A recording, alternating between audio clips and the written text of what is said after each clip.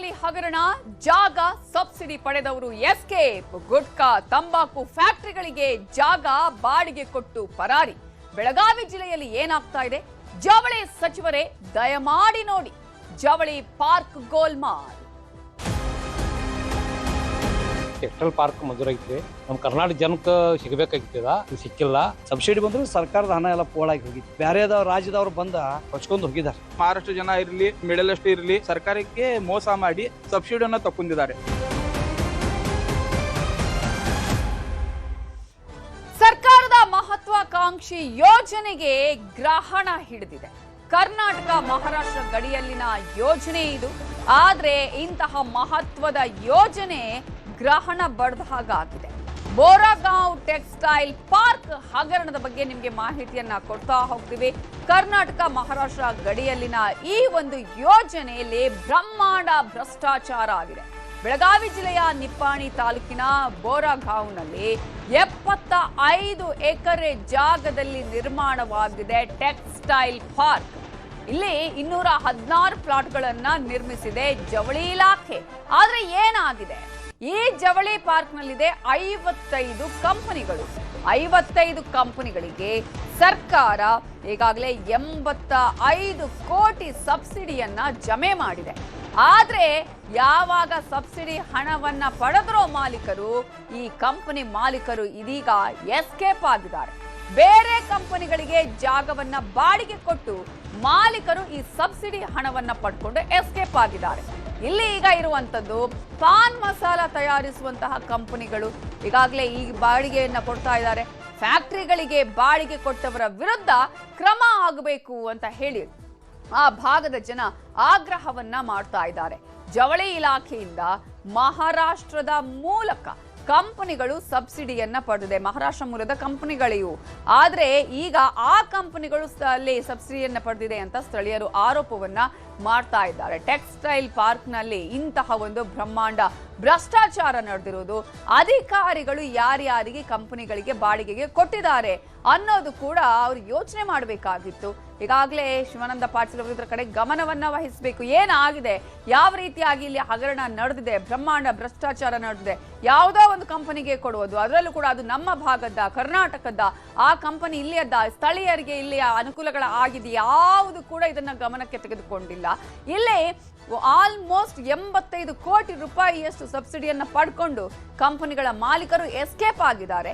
ಈಗ ಈ ಒಂದು ಜಾಗವನ್ನ ತಂಬಾಕು ಫ್ಯಾಕ್ಟರಿಗಳಿಗೆ ಅಲ್ಲಿ ಕೊಡ್ತಾ ಇದ್ದಾರೆ.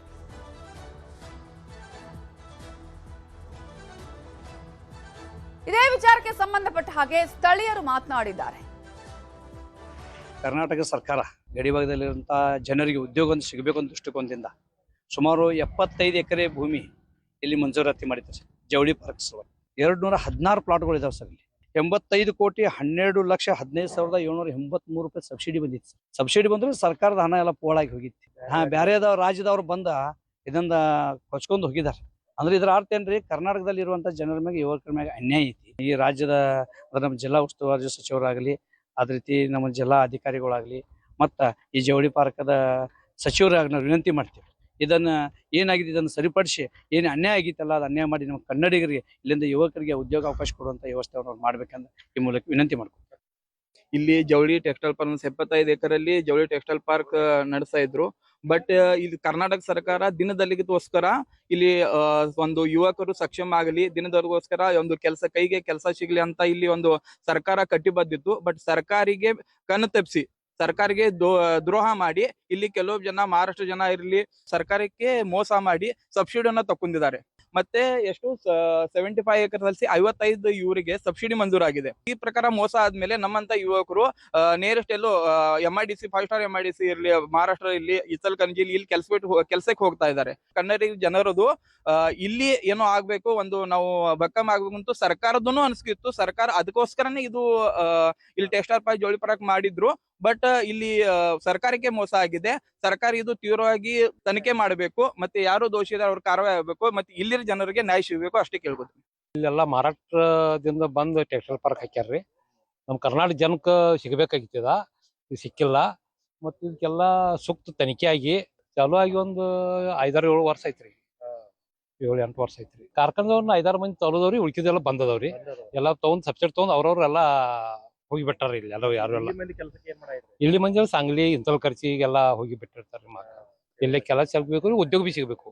ನಮ್ ಕರ್ನಾಟಕದಿಂದ ಸಬ್ಸಿಡಿ ಕೊಟ್ಟಿರ್ತೈತ್ರಿ. ಇದು ಬೇರೆ ರಾಜ್ಯದವ್ರು ಬಂದು ಸಬ್ಸಿಡಿ ತಗೊಂಡಾರ್ರಿ, ಇಲ್ಲಿಯವ್ರಿಗೆ ಏನು ಸಿಗೋದು. ಇದರ ಬಗ್ಗೆ ಇನ್ನಷ್ಟು ಡೀಟೇಲ್ಸ್ ಅನ್ನ ಕೊಡೋದಕ್ಕೆ ನಮ್ಮ ರಿಪೋರ್ಟರ್ ಲೋಹಿತ್ ಈಗ ನೇರ ಸಂಪರ್ಕದಲ್ಲಿ ಜಾಯ್ನ್ ಆಗಿದ್ದಾರೆ. ಲೋಹಿತ್, ಇಲ್ಲಿನ ಜನರಿಗೆ ಉದ್ಯೋಗಾವಕಾಶ ಸಿಗಬೇಕಾಗಿತ್ತು, ಇಲ್ಲಿನವರಿಗೆ ಅದರ ಪ್ರಯೋಜನ ಸಿಗಬೇಕಾಗಿತ್ತು. ಆದ್ರೆ ಬೇರೆ ರಾಜ್ಯದವರು ಸಬ್ಸಿಡಿಯನ್ನ ಪಡೆದು ಎಸ್ಕೇಪ್ ಆಗಿರುವಂತದ್ದು, ಕೊಡುವಂತಹ ಸಂದರ್ಭದಲ್ಲಿ ದಾಖಲೆಗಳನ್ನು ಸರಿಯಾಗಿ ಪರಿಗಣನೆಗೆ ತೆಗೆದುಕೊಂಡಿಲ್ವಾ, ಅವರಿಗೆ ಸಬ್ಸಿಡಿ ಕೊಡುವಂತಹ ಒಂದು ಪ್ರಯತ್ನಗಳು ಇಲ್ಲಿ ಆಗಿರುವಂತದ್ದು, ಅಲ್ಲಿನ ಜನರಿಗೆ ಏನೆಲ್ಲ ಸಮಸ್ಯೆ ಆಗಿದೆ, ಯಾವ ರೀತಿಯಾಗಿ ಬ್ರಹ್ಮಾಂಡ ಭ್ರಷ್ಟಾಚಾರ ಆಗಿದೆ ಇದರಲ್ಲಿ? ಖಂಡಿತವಾಗ್ಲೂ ನಮಿತಾ, ಏನಂತಂದ್ರೆ ಈಗ ಕರ್ನಾಟಕ ಮಹಾರಾಷ್ಟ್ರ ಗಡಿ ಅಂತಂದ್ರೆ ಇದು ಸಾಕಷ್ಟು ಏನಂತಂದ್ರೆ ಜವಳಿ ಉದ್ಯಮಕ್ಕೆ ಸಾಕಷ್ಟು ಫೇಮಸ್ ಆಗಿರ್ತಕ್ಕಂಥದ್ದು. ಅದರಲ್ಲೂ ಇಚಲಕರಂಜಿ, ಬೋರ್ಗಾವ್ ಏನ್ ಈ ಒಂದು ಭಾಗ ಇದೆ, ಇಲ್ಲಿ 70% ಜನ ಈ ಜವಳಿ ಉದ್ಯಮವನ್ನೇ ನಂಬ್ಕೊಂಡು ಬದುಕೊಂಡು ಇವತ್ತು ಕಟ್ಕೊಂಡ್ ಬರ್ತಾ ಇದ್ದಾರೆ. ಸೊ ಆ ಜನರಿಗೆ ಅನುಕೂಲ ಆಗ್ಬೇಕು ಅನ್ನೋ ನಿಟ್ಟಿನಲ್ಲಿ ಏನಂತಂದ್ರೆ ಒಂದು ಬೃಹತ್ ಟೆಕ್ಸ್ಟೈಲ್ ಪಾರ್ಕ್ ಅನ್ನ ಸರ್ಕಾರ ನಿರ್ಮಾಣ ಮಾಡುತ್ತೆ. ಅಂತ ಒಂದು ಸಂದರ್ಭದಲ್ಲಿ ನೀವು ಬಂದು ಈ ಒಂದು ಟೆಕ್ಸ್ಟೈಲ್ ಪಾರ್ಕ್ ನಲ್ಲಿ ನಿಮ್ಮ ಉದ್ಯಮವನ್ನು ಶುರು ಮಾಡಿ, ನಿಮಗೆ ಸಬ್ಸಿಡಿಯನ್ನು ಕೂಡ ನಾವು ಕೊಡ್ತೀವಿ ಅನ್ನುವಂತ ನಿಟ್ಟಿನಲ್ಲಿ ಸಾಕಷ್ಟು ಅಂತಂದ್ರೆ 216 ಪ್ಲಾಟ್ಗಳನ್ನ ಸುಮಾರು 75 ಎಕರೆ ಪ್ರದೇಶದಲ್ಲಿ ಈ ಟೆಕ್ಸ್ಟೈಲ್ ಪಾರ್ಕ್ ಅನ್ನು ನಿರ್ಮಾಣ ಮಾಡಿದ್ರು. ಆದ್ರೆ ದುರಂತ ಅಂತಂದ್ರೆ ಸುಮಾರು 55 ಕಂಪನಿಗಳು ಆ ಒಂದು ಟೆಕ್ಸ್ಟೈಲ್ ಪಾರ್ಕ್ಗೆ ಬರ್ತವೆ. ಬಹುತೇಕ ಅದರಲ್ಲಿ ಸುಮಾರು 40ಕ್ಕೂ ಹೆಚ್ಚು ಕಂಪನಿಗಳು ಎಲ್ಲರೂ ಕೂಡ ಏನಂತಂದ್ರೆ ಮಹಾರಾಷ್ಟ್ರ ಮೂಲದವ್ರೆ. ಅವತ್ತು ಏನಂತಂದ್ರೆ ಸುಮಾರು ಒಂದು 10 ವರ್ಷದ ಹಿಂದ್ಗಡೆ ಆ ಒಂದು ಸುಮಾರು ಏನಂತಂದ್ರೆ ಟೆಕ್ಸ್ಟೈಲ್ ಪಾರ್ಕ್ ಅಲ್ಲಿ ಅನುಮತಿಯನ್ನು ತೆಗೆದುಕೊಳ್ಬೇಕಾದ್ರೆ ಲೋಕಲ್ ಅಲ್ಲಿ ನಾವು ಇಲ್ಲಿಯವರೇ ಸ್ಥಳೀಯರಿದ್ದೀವಿ, ಸ್ಥಳೀಯ ಕಂಪನಿಗಳೇ ಇದಾವೆ ಅಂತ ಹೇಳಿ ಲೋಕಲ್ ಲೈಟ್ಸ್ ಆಗಿ ಅನುಮತಿಯನ್ನು ತೆಗೆದುಕೊಂಡು ಸಬ್ಸಿಡಿನೂ ಕೂಡ ಸರ್ಕಾರದಿಂದ ಇವರು ತೆಗೆದುಕೊಂಡ್ರೆ ಬರೋಬ್ಬರಿ 85 ಕೋಟಿ ರೂಪಾಯಿ ಸಬ್ಸಿಡಿಗಳನ್ನ ಕೂಡ ಇಲ್ಲಿ ತೆಗೆದುಕೊಂಡು, ಯಾವಾಗ ಸರ್ಕಾರದ ಸಬ್ಸಿಡಿಯನ್ನ ಜಮಾ ಆಯ್ತು, ತಮ್ಮ ಒಂದು ಮಷಿನರಿಗಳನ್ನ ತೆಗೆದುಕೊಂಡು ಮತ್ತೆ ಈಗ ಅವರು ಮಹಾರಾಷ್ಟ್ರಕ್ಕೆ ಪಲಾಯನ ಮಾಡಿರ್ತಕ್ಕಂಥದ್ದು. ಸೊ ಈಗ 55 ಪೈಕಿ ಅಲ್ಲಿ ಉಳಿದಿರ್ತಕ್ಕಂಥದ್ದು ಬರೀ 10 ಕಂಪನಿಗಳು ಮಾತ್ರ. ಸೊ ಈ ರೀತಿಯಾಗಿ ಇರುತ್ತಂದ್ರೆ ಮಹಾರಾಷ್ಟ್ರದ ಕಂಪನಿಗಳು ಇವತ್ತು ನಮಗೆ ಮೋಸವನ್ನ ಮಾಡಿದ್ದೇವೆ. ಸೊ ನಮಗೆ ಇಲ್ಲಿ ಲೋಕಲ್ ಜನರಿಗೆ ಉದ್ಯೋಗ ಕೂಡ ಸಿಗಬೇಕಾಗಿತ್ತು, ಅದು ಕೂಡ ಸಿಕ್ಕಿಲ್ಲ. ಸೊ ಹಾಗಾಗಿ ಇಂಥವರ ವಿರುದ್ಧ ಏನಂತಂದ್ರೆ ಸರ್ಕಾರ ಒಂದು ತನಿಖೆಯನ್ನ ನಡೆಸಬೇಕು ಅನ್ನುವಂಥದ್ದು ಸ್ಥಳೀಯರ ಏನಂತಂದ್ರೆ ಒಂದು ಒತ್ತಾಸೆ. ಯಾಕಂತಂದ್ರೆ ನೀವು ಈ ರೀತಿ ಬೇರೆ ರಾಜ್ಯದಿಂದ ಬಂದು ಸಬ್ಸಿಡಿಗಳನ್ನ ತೆಗೆದುಕೊಂಡು ಹೋಗಿ ನೀವು ಕಾರ್ಖಾನೆಗಳನ್ನ ಮುಚ್ಕೊಂಡು ಹೋದ್ರೆ ಆ ಟೆಕ್ಸ್ಟೈಲ್ ಪಾರ್ಕ್ ಗತಿ ಏನಾಗಬೇಕು, ಆ ಸರ್ಕಾರದ ಉದ್ದೇಶ ಏನಾಗಬೇಕು ಅನ್ನುವಂಥ ಪ್ರಶ್ನೆ ಈಗ ಸಹಜವಾಗಿ ಮೂಡುತ್ತಾ ಇರ್ತಕ್ಕಂಥದ್ದು. ಸೊ ಇದು ಒಂದ್ ಕಡೆ ಆದ್ರೆ, ಇನ್ನೊಂದು ಕಡೆ ಏನಿವತ್ತು ಆ ಗೋಡೌನ್ಗಳನ್ನ ಬಾಡಿಗೆಗೆ ಪಡ್ಕೊಂಡಿದ್ರು, ಸಬ್ಸಿಡಿ ಬರೋವರೆಗೂ ಕೂಡ ತಮ್ಮ ಒಂದು ಕಾರ್ಖಾನೆಯ ವಸ್ತುಗಳನ್ನ ಅಲ್ಲಿ ತಂದಿಟ್ಟು ಒಂದಷ್ಟು ದಿನ ನಡೆಸಿದ್ರು. ಯಾವಾಗ ಸರ್ಕಾರದಿಂದ ಸಬ್ಸಿಡಿ ಜಮಾ ಆಯ್ತು, ಆ ತಮ್ಮ ಮಷಿನರಿಗಳನ್ನ ತೆಗೆದುಕೊಂಡು ಹೋಗಿದ್ದಾರೆ. ಆ ಗೋಡೌನ್ ಖಾಲಿ ಬೀಳಬಾರ್ದು, ಅದರಿಂದ ಕೂಡ ಏನಂತಂದ್ರೆ ರೆವೆನ್ಯೂ ಬರಬೇಕು, ಅದರಿಂದ ಕೂಡ ರೆವೆನ್ಯೂ ಜನರೇಟ್ ಆಗಬೇಕು ಅನ್ನೋ ಉದ್ದೇಶಕ್ಕಾಗಿ ಟೆಕ್ಸ್ಟೈಲ್ ಉದ್ಯಮವನ್ನು ಹೊರತುಪಡಿಸಿ ಬೇರೆ ತಂಬಾಕು ಪ್ಯಾಕಿಂಗ್ ಮಾಡುವಂತ ಕಂಪನಿಗಳು, ಫ್ಲೇವರ್ಡ್ ತಂಬಾಕು ಮಾಡುವಂತ ಕಂಪನಿಗಳಿಗೆ ಥರ್ಡ್ ಪಾರ್ಟಿ ಆಗಿ ಇವತ್ತು ಬಾಡಿಗೆಯನ್ನ ಕೊಟ್ಟಿದ್ದಾರೆ. ಸೊ ಇದು ಕಂಪ್ಲೀಟ್ಲಿ ಇಲ್ಲಿಗಲ್ ಆಗಿ ಕನ್ಸಿಡರ್ ಆಗುತ್ತೆ. ಯಾಕಂತಂದ್ರೆ ನೀವು ಜವಳಿ ಉದ್ಯಮಕ್ಕಾಗಿ ಆ ಒಂದು ಪಾರ್ಕ್ ಅನ್ನ ನಿರ್ಮಾಣ ಮಾಡಿದ್ದಾರೆ ಅಂತಂದ್ರೆ ಅದು ಜವಳಿ ಉದ್ಯಮಕ್ಕೆ ಮಾತ್ರ ಸೀಮಿತವಾಗಿರ್ಬೇಕು, ಬೇರೆ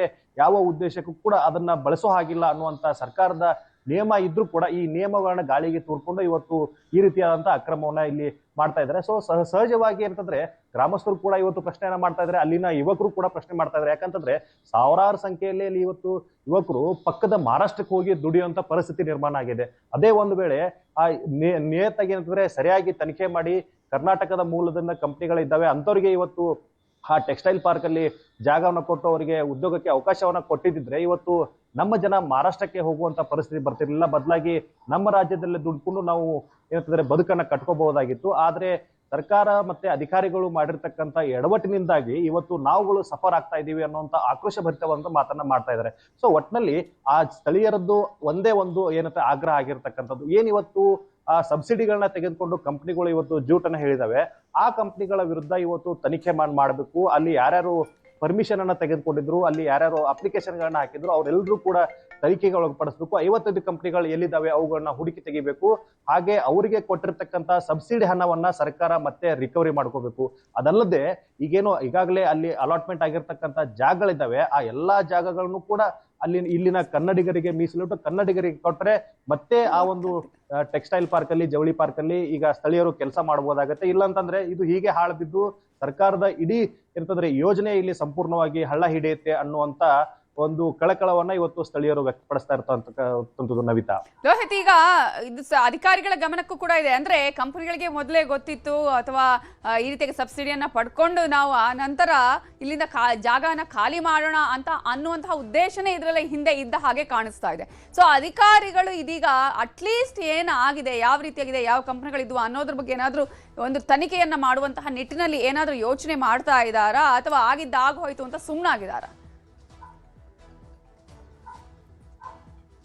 ನವಿತಾ, ಈಗ ನಮ್ಗೆ ಬಂದ ಮಾಹಿತಿ ಪ್ರಕಾರ ಇಲ್ಲಿವರೆಗೂ ಕೂಡ ಯಾವ ಅಧಿಕಾರಿಗಳಾಗ್ಲಿ, ಜಿಲ್ಲಾಡಳಿತ ಆಗ್ಲಿ, ಸಚಿವಾಲಯ ಆಗ್ಲಿ ಯಾರು ಕೂಡ ತಲೆ ಕೆಡಿಸ್ಕೊಂಡಿಲ್ಲ. ಯಾಕಂತಂದ್ರೆ ಅವತ್ತಿನ ಮಟ್ಟಿಗೆ ಕಂಪ್ನಿಗಳು ಬಂದು ಸಬ್ಸಿಡಿಗಳನ್ನ ತೆಗೆದುಕೊಂಡು ಹೋದ್ವು. ಅದಾದ ಬಳಿಕ ಯಾರು ಕೂಡ ಅಲ್ಲಿ ಆ ಒಂದು ಟೆಕ್ಸ್ಟೈಲ್ ಪಾರ್ಕ್ ಉದ್ಧಾರ ಆಗ್ಬೇಕು, ಅದನ್ನ ಡೆವಲಪ್ಮೆಂಟ್ ಮಾಡಬೇಕು, ಅಲ್ಲಿ ಯಾಕೆ ಕಂಪ್ನಿಗಳು ಕೆಲಸ ನಿರ್ವಹಿಸ್ತಲ್ಲ ಅನ್ನುವಂಥ ಕುರಿತು ತಲೆ ಕೆಡಿಸ್ಕೊಂಡಿಲ್ಲ.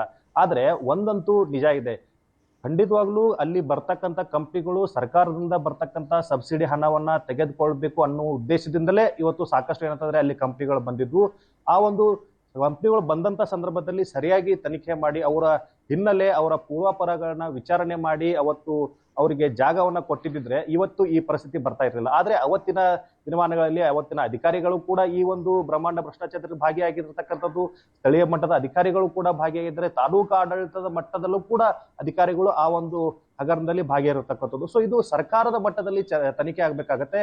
ಜಿಲ್ಲಾಡಳಿತ ಇದಕ್ಕೆ ಕಟ್ಟುನಿಟ್ಟಿನ ಕ್ರಮ ಕೈಗೊಂಡು, ಯಾಕಂದ್ರೆ ಸರ್ಕಾರದ ಬಳಿ, ಜಿಲ್ಲಾಡಳಿತದ ಬಳಿ ಖಂಡಿತವಾಗ್ಲೂ ಮಾಹಿತಿ ಇರುತ್ತೆ, ಯಾವ್ಯಾವ ಕಂಪನಿಗಳಿಗೆ ಸಬ್ಸಿಡಿ ಹೋಗಿದೆ, ಯಾರ ಹೆಸರಿಗೆ ಹೋಗಿದೆ, ಯಾರ ಅಕೌಂಟ್ಗೆ ಹೋಗಿದೆ, ಎಲ್ಲವೂ ಕೂಡ ಮಾಹಿತಿ ಜಿಲ್ಲಾಡಳಿತ ಸರ್ಕಾರದ ಬಳಿ ಇದ್ದೇ ಇರುತ್ತೆ. ಸೊ ಯಾಕೆ ನೀವು ಕಂಪ್ನಿಗಳನ್ನ ಶುರು ಮಾಡಿಲ್ಲ, ಯಾಕೆ ನೀವು ಬಂದ್ ಮಾಡಿದ್ರೆ, ಅದಕ್ಕೆ ರೀಸನ್ ಅನ್ನ ಪಡೆದುಕೊಂಡು, ಹಾಗಿದ್ರೆ ನಿಮ್ ಕೈಯಲ್ಲಿ ನಡೆಸಲು ಆಗದಿದ್ದೇ ಇದ್ದಂತ ಸಂದರ್ಭದಲ್ಲಿ ನೀವು ಅಲ್ಲಿ ಅಪ್ಲಿಕೇಶನ್ಗಳನ್ನ ಹಾಕಿ ಇಲ್ಲಿ ಜಾಗ ಅಲಾಟ್ಮೆಂಟ್ ಮಾಡ್ಕೊಂಡಿದ್ದೇನಕ್ಕೆ? ಸೊ ಹಾಗಾದ್ರೆ ನಿಮಗೆ ನಡ್ಸೋಕ್ ಆಗೋದಿಲ್ವ? ಹಾಗಿದ್ರೆ ಸರ್ಕಾರದಿಂದ ಪಡೆದಿರ್ತಕ್ಕಂಥ ಸಬ್ಸಿಡಿಯನ್ನ ನೀವು ವಾಪಸ್ ಕಟ್ಟಲೇಬೇಕು. ಯಾಕಂದ್ರೆ ಸರ್ಕಾರ ಸಬ್ಸಿಡಿ ಕೊಡಬೇಕು ಅಂತಂದ ಸಂದರ್ಭದಲ್ಲಿ ಸಾಕಷ್ಟು ಏನಂತಂದ್ರೆ ನಿಯಮಗಳನ್ನ ಹಾಕಿರುತ್ತೆ. ಸೊ ನೀವು ನಿಯಮಗಳನ್ನ ಮೀರಿದಿರಿ, ನೀವು ಸರ್ಕಾರದಿಂದ ಪಡೆದಿರ್ತಕ್ಕಂಥ ಹಣವನ್ನ ನೀವು ವಾಪಸ್ ಕಟ್ಟಿ ಅಂತ ಹೇಳಿ ಅವ್ರಿಗೆ ಏನಾದ್ರು ಚುರುಕು ಮುಟ್ಸೋಕೆ ಮುಂದಾದ್ರೆ ಕಂಪ್ನಿಗಳು ವಾಪಸ್ ಆದ್ರೂ ಬರ್ತವೆ. ಇಲ್ಲ ಅಂತಂದ್ರೆ ಸರ್ಕಾರಕ್ಕೆ ಆಗಿರ್ತಕ್ಕಂಥ ಲಾಸ್ ಅನ್ನಾದ್ರೂ ಅಟ್ಲೀಸ್ಟ್ ಬರೆಸ್ತವೆ.